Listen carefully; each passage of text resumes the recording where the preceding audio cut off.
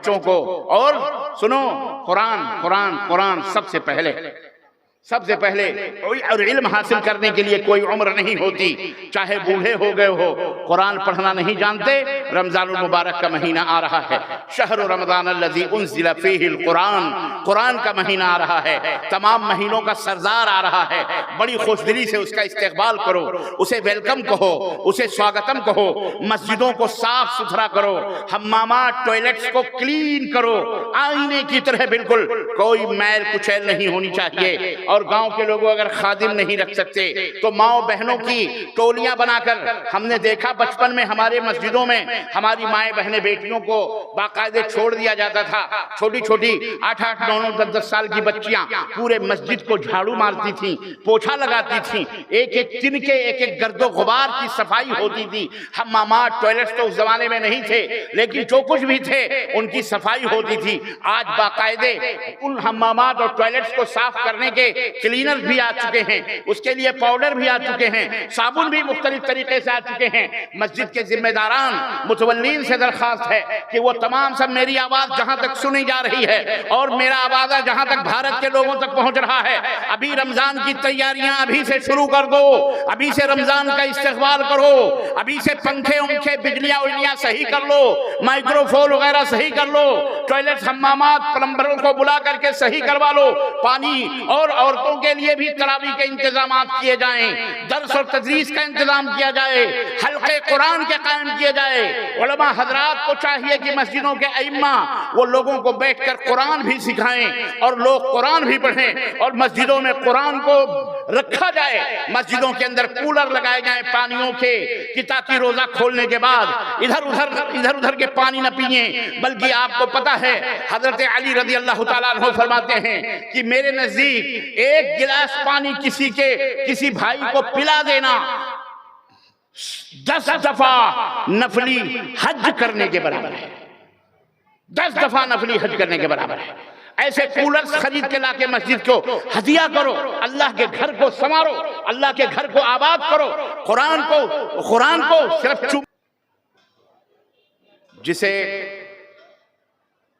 مدرسہ روضۃ العلوم جیا جوری ضلع گڈا جھارکھنڈ کے اس خوبصورت اور حسین پنڈال کے اندر اور اس وسیع گراؤنڈ میں منعقد کیا گیا ہے. آپ حضرات کی خدمت میں کچھ اہم باتیں لے کر کے جو دنیا کی بھی اور آخرت کی خیر اور بھلائی کے ضمانت ہوں گی انشاءاللہ لے کر کے حاضر ہوا ہوں. اور مختصر انداز میں آپ حضرات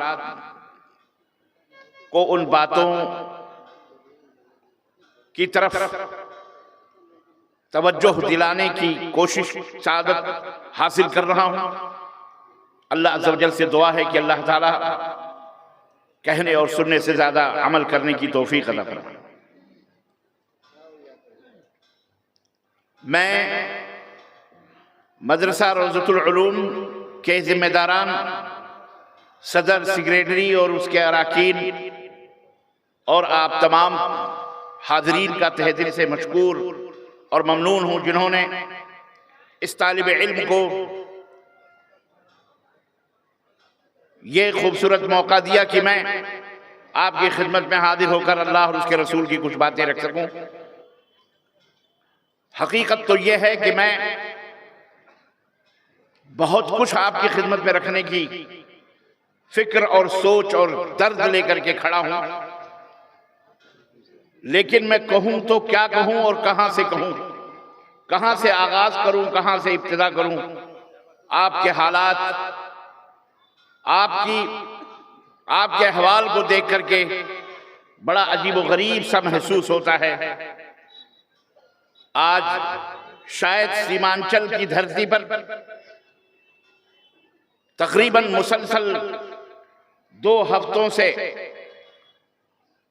ویسٹ بنگال سے لے کر کے اور آپ کے جھارکھنڈ، بہار اور دیگر ضلعوں میں مسلسل روز و شب سفر در سفر اور راتوں کو خطاب کرنا اور دن کو سفر کرنا ہو رہا ہے. اور آج میرے اس دورے کا آخری دن ہے، اور شاید یہ اور یقیناً یہ مدرسہ روضۃ العلوم کا دوسرا اجلاس، دوسری شب کا رات کا یہ آخری اجلاس ہے۔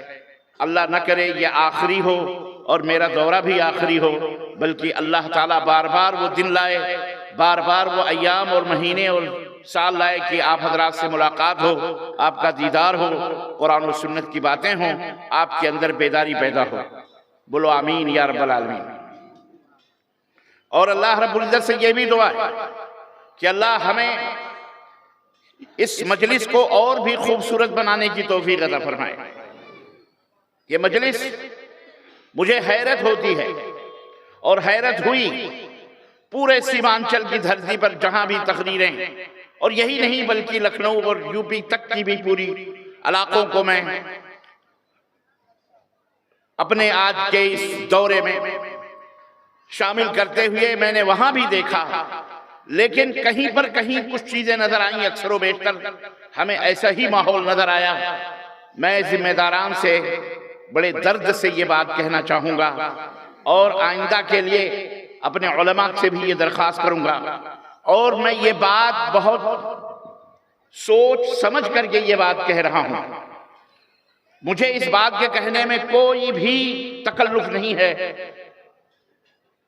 حالانکہ کوئی مجھے یہ کہہ سکتا ہے کہ یہ بات آپ کو اکیلے میں بھی کہہ دینی تھی، اسٹیج پر کہنے کی کیا ضرورت ہے، لیکن ہم سب ذمہ دار ہیں، آپ بھی ذمہ دار ہیں، ہم سب ذمہ دار ہیں۔ آپ اس دنیا کو سجانے والے، اس دنیا کو بنانے والے، اس دنیا کو بگاڑنے والے، اللہ تبارک و تعالیٰ نے ہر خیر اور ہر شر کی چابی آپ کے ہاتھوں میں دے رکھی ہے۔ آپ کو دونوں راستے رب نے بتائے ہیں۔ اللہ تبارک و تعالیٰ نے کسی کو مجبور نہیں کیا ہے۔ اللہ فہدیناہ النجدین، رب نے فرمایا ہم نے بندے کو دونوں راستے عطا فرمائے ہیں، شر کا بھی راستہ ہے اور خیر کا بھی راستہ ہے، جو دل میں آئے وہ راستے اختیار کرو۔ اسی لیے آپ کو یہ انسان کی یہ فطرت ہے، انسان کی یہ طبیعت ہے کہ اللہ نے اس کی طبیعت میں یہ دونوں چیزیں رکھی ہیں، وہ خیر بھی اور شر اور برائی بھی وہ دونوں جانتا ہے۔ خیر کا بھی علم ہے اسے، برائی کا بھی علم ہے۔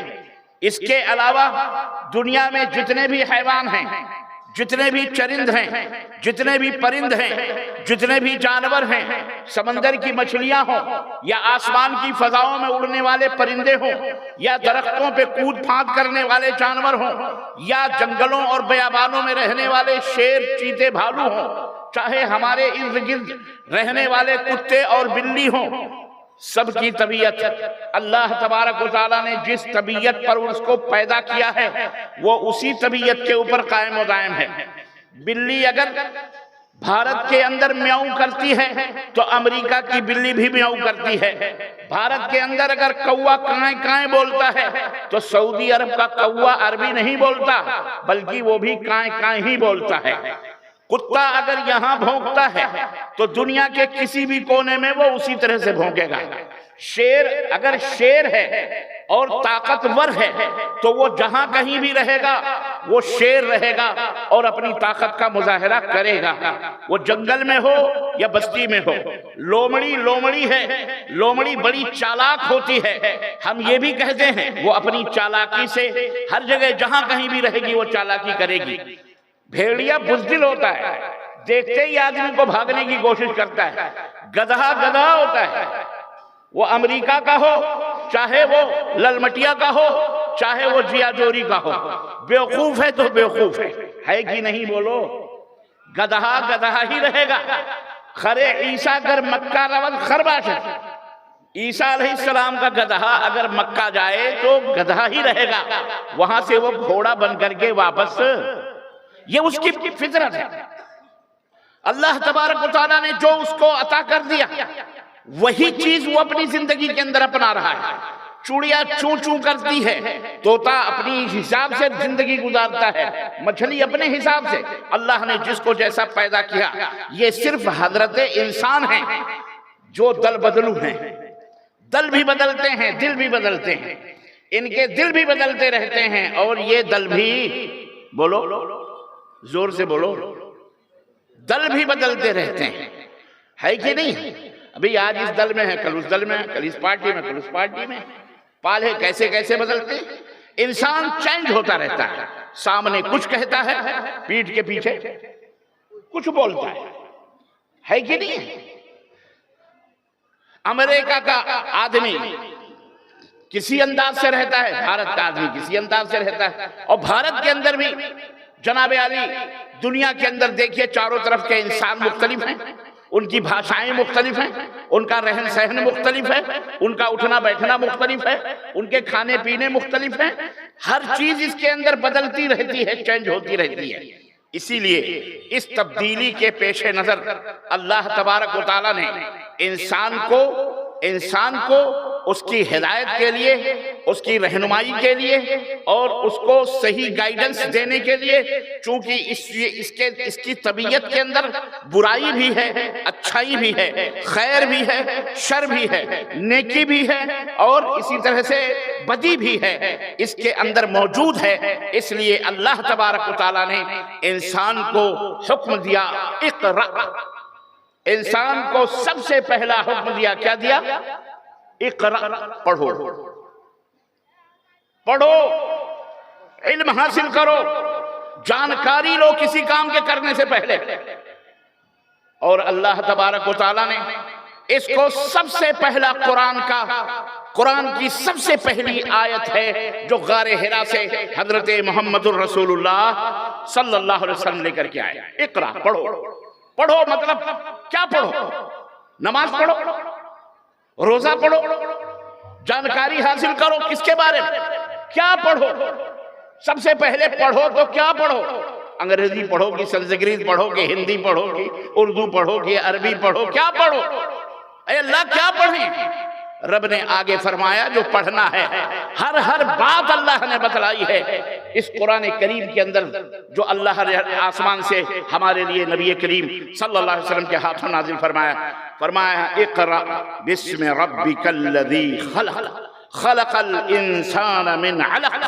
اے انسان پڑھ، اپنے رب کے نام سے پڑھ، اپنے رب کا نام جان لے، اپنے رب کے نام کا علم حاصل کر، اپنے رب کے بارے میں جانکاری اور گیان حاصل کر. تیرا رب کون ہے؟ تیرا پیدا کرنے والا کون ہے؟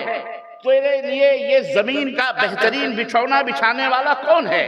تیرے لیے یہ آسمان کی چھت دینے والا کون ہے؟ تیرے لیے چاند اور ستاروں کے چراغ تیرے سروں پر اگانے والا کون ہے؟ تیرے لیے صبح اور شام کو پیدا کرنے والا کون ہے؟ تیرے لیے اجالے اور اندھیرے بنانے والا کون ہے؟ اس کے بارے میں جانکاری حاصل کر، علم حاصل کر. خلق الانسان من علق.